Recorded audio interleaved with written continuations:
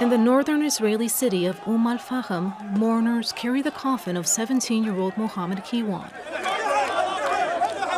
His family says he was shot in the head and killed by undercover Israeli officers.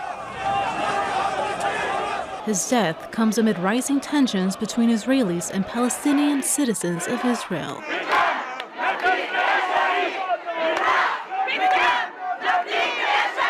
The day he was shot, police say they responded to reports of men who were trying to attack Israeli motorists.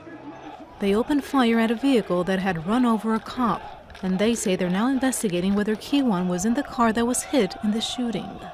In the streets, there's grief and outrage. He was far too young. People have come from all over Israel and Palestine to attend his funeral. I think that the Israeli security forces intentionally killed him to scare off the youth.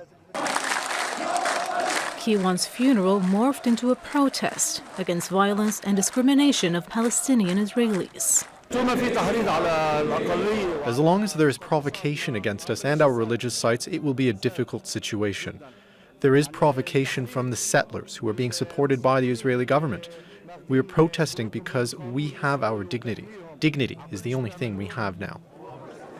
Palestinian citizens of Israel make up 20% of the country's population.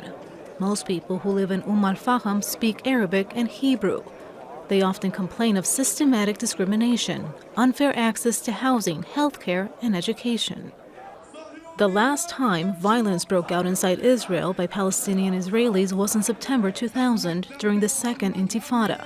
But many here say this time around the intercommunal unrest is much worse. And regardless of the ceasefire between Hamas and Israel, many believe the simmering tensions will not fade anytime soon. Katia Lopez-Odoyan, Al Jazeera.